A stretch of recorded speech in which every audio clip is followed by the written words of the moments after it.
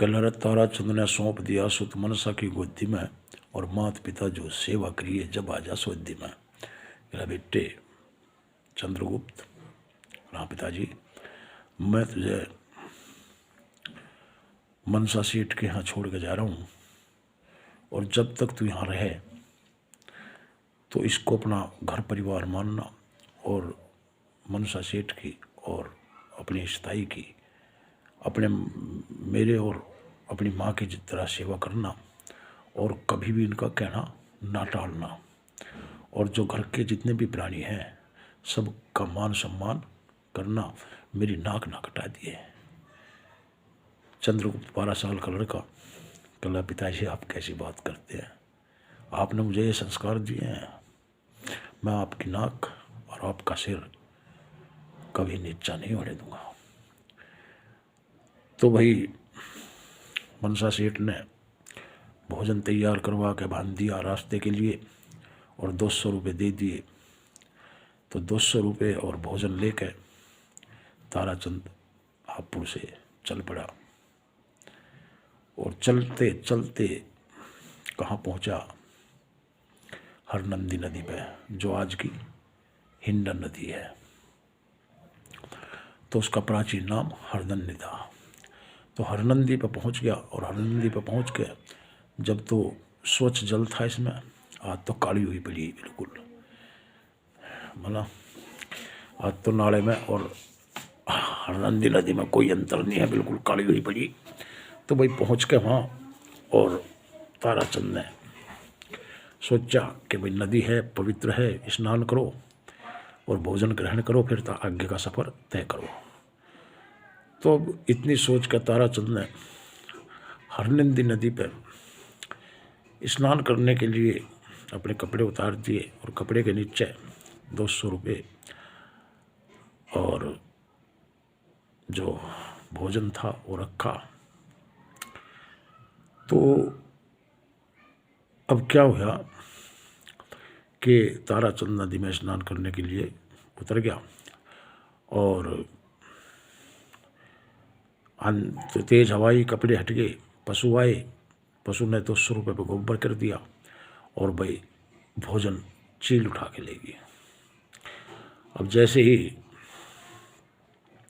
ताराचंद स्नान करके बाहर निकला तो उसने कपड़े पहने और भोजन और 200 रुपये देखे तो दोनों गायब। अब भाई क्या हुआ कि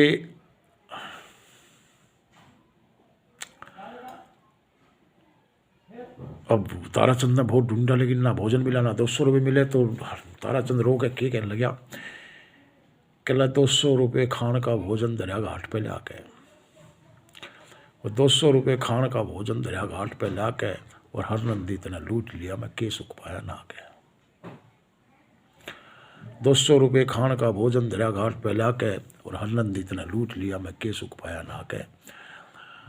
लड़का बेचा करी कमाई, देखने लग गया रकम ना पाई, और साच बता हरनंदी माई, ले गया कौन उठा के।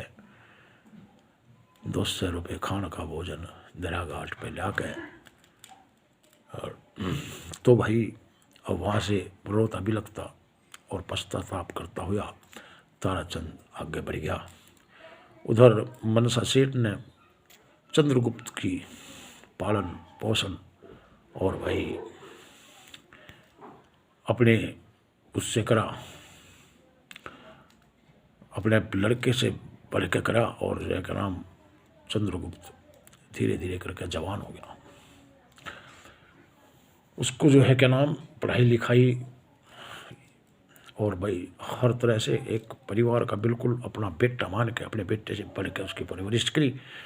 किसी किस्म के चंद्रगुप्त को कमी नहीं होने दी। माँ बाप की तो भाई जो मनसा सेठ के लड़के थे वे भाई मानने थे, भाई से बढ़ के मानने थे, और उनकी जो घरवाली थी वो भी जो है क्या नाम उसको अपने परिवार से बढ़कर मानती थी और उसका मान सम्मान भी करती थी। तो जब लालन पालन हो गया, चंद्रगुप्त जवान हो गया, तो सिंगल द्वीप में रुई का जहाज भर के जाना था। तो अब मनसा सेठ कहने लगे अपने बच्चों से, कहला भाई एक काम करो। कहला जी बोलो पिताजी। कहला भाई जहाज पे कौन सा जाएगा। अब बच्चों ने जो है परामर्श दिया कि पिताजी हम तो रोज जाएं जहाज पे। चंद्रगुप्त जवान हो गया, इसे भी कुछ हिल्ला सिर लगा लो ताकि आगे चल के मार ना खावे। अब मनसा सेठ की घरवाली कहने लगी क्या कह रहे तुम, ये भी बालक है, ये भी खेलन खाना दो। मनसा सेठ कह रहा बालक ठीक कह रहे, पढ़ाई लिखाई इसकी होगी, अब इसे एक काम करो जहाज पे भेज जाओ।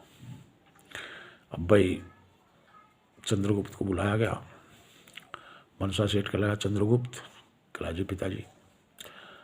कहला भाई तुझे आज से हम व्यापार में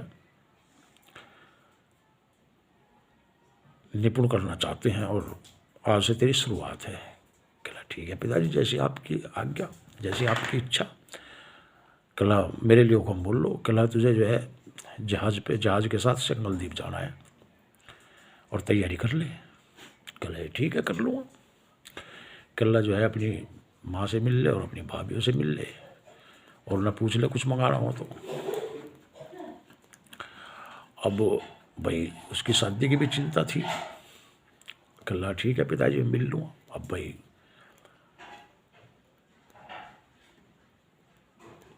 मनसा सेठ की पत्नी के पास, धर्मपत्नी के पास में गया। कहला माँ। कहला हाँ। कहला आज मेरे पर नई जिम्मेदारी आ गई और आज मैं बड़ा हो गया।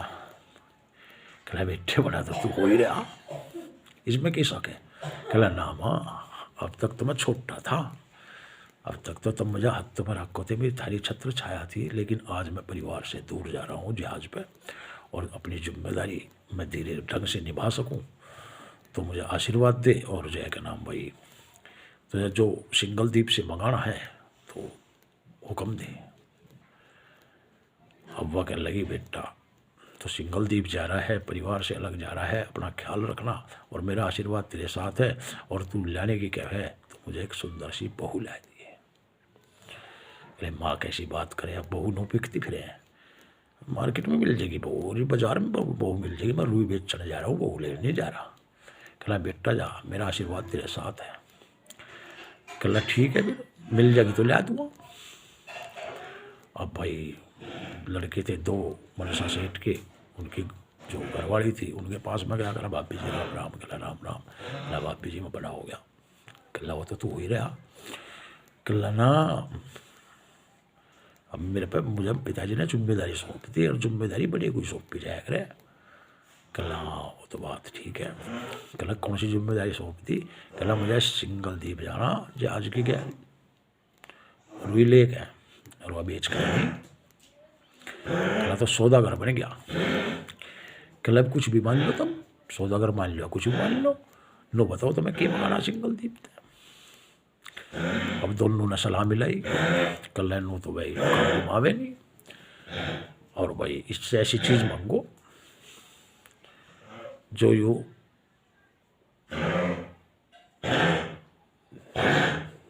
काम कहला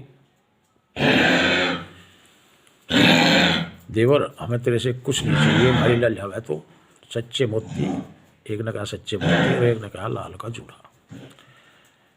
कहला सच्चे मोती और लाल का जोड़ा लिए ये लावे तो और ना लावे तो हमें मुँह मत दिखाइए।